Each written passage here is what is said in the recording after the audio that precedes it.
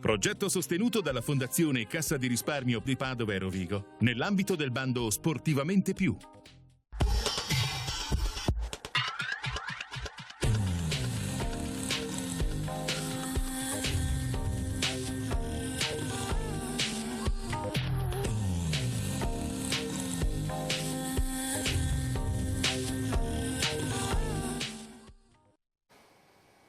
Rieccoci e ben trovati con un nuovo appuntamento con il CIP Veneto, il Comitato Italiano Paralimpico Veneto.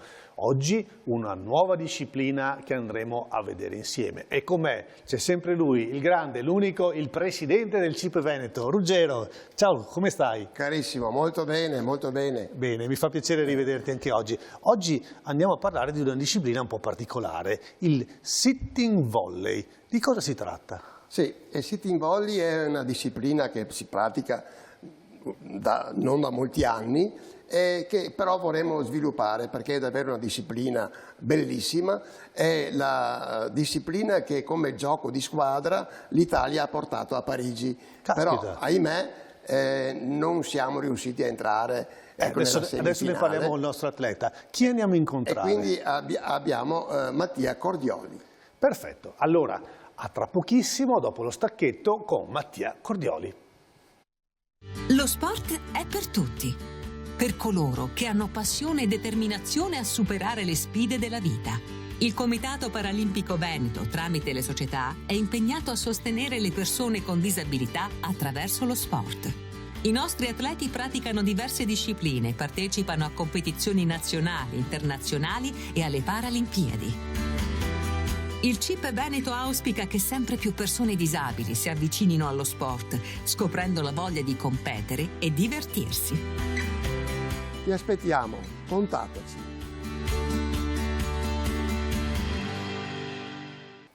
Rieccoci in studio con la nuova disciplina di oggi. Abbiamo detto il sitting volley. Con noi abbiamo Mattia Cordioli, che vi presento. Benvenuto Mattia. Buongiorno a tutti. Mattia, siamo sportivi, ci diamo del tu? Sì, assolutamente. Perfetto. Allora, Mattia, io direi, facciamo così. Prima di raccontare un po' tu chi sei, raccontiamo cos'è questa disciplina. Chiedo alla regia di mandare il video che racconta proprio il sitting volley.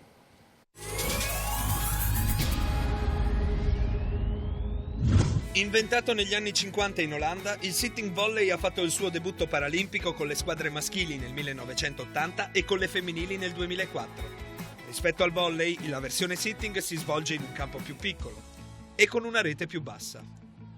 La palla però è la stessa. La linea di attacco, 2 metri dalla rete, crea un front zone e una back zone. Solo 3 giocatori nella front zone possono murare. Il difensore, definito libero, porta una maglia di colore differente, gioca nella zona di fondo campo. Le posizioni dei giocatori sono definite dalle natiche che devono sempre essere a contatto con il campo nelle fasi di gioco, eccetto nelle estreme situazioni difensive, quando è permessa una breve perdita di contatto con il suolo. Le squadre hanno 12 giocatori, 6 sul campo nello stesso momento. Tutti i giocatori devono avere una disabilità eleggibile per questo sport, devono essere amputati o avere scarsa forza muscolare o di flessibilità alle giunture. Essere incapaci di stare in piedi non è un requisito per giocare a sitting volley. Un atleta può essere classificato MD, minima disabilità, o D, disabile. Le squadre possono avere fino a 2 MD nel roster, ma solo uno in campo per volta. Il gioco comincia con una battuta. A differenza del volley, nel sitting l'avversario può murare o attaccare il servizio. L'obiettivo è evitare che la palla tocchi terra nella propria metà campo o indurre l'avversario all'errore. Ogni errore è un punto. Le squadre possono colpire la palla non più di 3 volte in sequenza e nessun singolo giocatore può colpire la palla 2 volte consecutivamente, a meno che in entrambi i casi il primo tocco sia a muro. I movimenti chiave in una fase di gioco sono servizio, passaggio, alzata, schiacciata, muro e ricezione. Le partite sono al meglio dei 5 set e la squadra che vince i primi 3 set si aggiudica l'incontro. I primi 4 set si giocano fino a raggiungere i 25 punti e, se necessario, il quinto set si gioca fino ai 15 punti. In tutti i set le squadre devono vincere con la differenza di 2 punti. Il sitting volley è un gioco di velocità che richiede eccellenti capacità reattive, forza fisica, resistenza, equilibrio e tattica.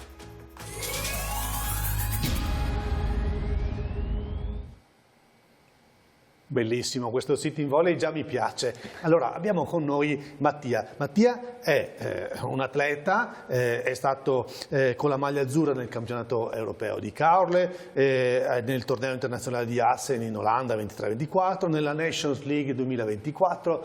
Mattia, hai fatto già un sacco di cose. Ci racconti un po' la tua esperienza con il sitting volley? Sì. La mia esperienza con il sitting volley è abbastanza recente. Ho iniziato a gennaio 2023 con il primo allenamento a Verona e ho capito da subito che era uno sport che mi attirava, nel quale avrei potuto dire qualcosa. E non mi aspettavo di certo una convocazione così breve, dopo 5 mesi in nazionale, per una prova. La prova è andata bene e sono rimasto nel gruppo azzurro da allora fino all'esordio a ottobre 2023 appunto agli europei di Caorle giocati in casa, che è stata un'emozione incredibile, anche perché abbiamo raggiunto il risultato più alto della storia della nazionale maschile, che è entrare nelle prime 8 squadre più forti d'Europa, e per tutto il movimento anche maschile soprattutto, che è in crescita, è stato un gran risultato. Quindi anche una grande emozione partecipare a delle competizioni così importanti per te. Assolutamente sì, soprattutto giocarle in casa, nella mia regione, con gli amici e i parenti che sono venuti a vedermi, fare l'esordio con squadre del calibro della Bosnia, che è arrivata seconda alle Paralimpiadi, veramente emozionante, sì. Bellissimo. Allora, abbiamo detto, prima che iniziasse la trasmissione, che questo è uno sport abbastanza recente dalle nostre parti, no? Non sono moltissimi anni, circa un decennio che c'è. Sì, no? circa un decennio, sì. Riesci a raccontarci un po' di storia di questo sport? Come nasce? Com'è? Ma come abbiamo sentito nel video, è già sport paralimpico da più di 40 anni, dalle Paralimpiadi di Arnhem in Olanda. È arrivato da noi un po' in ritardo, come vari altri sport, però adesso, sia grazie all'aiuto del Comitato Paralimpico, sia grazie all'aiuto della Federazione Italiana Pallavolo, che è quella che nelle nazionali ci dà una mano, ci sponsorizza, noi siamo tesserati Federazione Italiana Pallavolo, quindi anche quando giriamo con le nazionali siamo la nazionale italiana di pallavolo, e quindi questo aiuta molto tutto il movimento a crescere, e anche dal punto di vista dei club ne stanno nascendo in tutta Italia, dal nord al sud, e questo è molto importante per la crescita sia dei giocatori a livello dei club, sia poi per la crescita dei giocatori che sono in nazionale, perché più si gioca e più si alza il livello a livello nazionale, più poi si cresce anche come atleti per andare a confrontarsi con... Ma per alzare il livello nazionale immagino bisogna anche incrementare un po' il numero degli atleti, quindi che appello vuoi fare tu ai ragazzi che sono a casa, che magari potrebbero diventare atleti come te e in questo momento però non fanno il passo, non decidono, non chiamano, e invece potrebbero, chiamando il numero in sovraimpressione, mettersi in contatto con il CIP, e il CIP potrebbe indirizzarli proprio a praticare questo tipo di sport? Allora, sicuramente per atleti con disabilità è uno sport bellissimo da provare, nel quale, impegnandosi, si possono raggiungere ottimi risultati anche in un breve lasso di tempo, come posso dimostrare io. Esatto. E non voglio mentire, non tutte le disabilità vanno bene, diciamo, per questo sport, ma sicuramente chiamando il CIP loro potranno indicare. Ci sono innumerevoli sport che atleti con disabilità possono provare, e quindi chiamate il numero in sovraimpressione e sicuramente vi daranno e poi delle immagino indicazioni. C'è anche un aspetto di socialità, di condivisione, di amicizia, perché poi si gioca in squadra, quindi si incontrano anche delle persone con cui, e poi è bello anche trovarsi al di là del momento sportivo. Sì, sì, come tutti gli sport di squadra, poi si instaurano rapporti che durano a lungo e crescono anche al di fuori del campo da gioco. Volevo anche sottolineare poi che a livello di campionato italiano, maschile, femminile o misto, possono giocare non solo atleti con disabilità, anzi la maggior parte degli atleti che giocano sitting volley in Italia al momento nei club sono atleti completamente normodotati.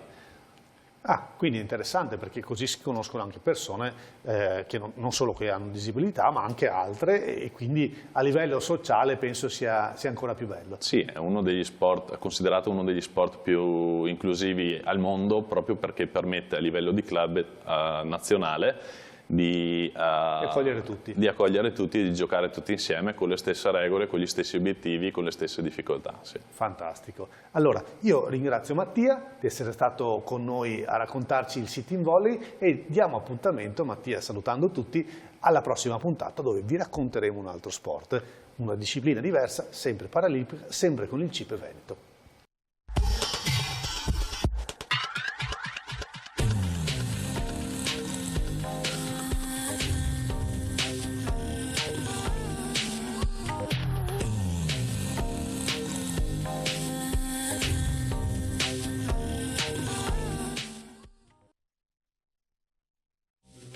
Progetto sostenuto dalla Fondazione Cassa di Risparmio di Padova e Rovigo, nell'ambito del bando Sportivamente Più.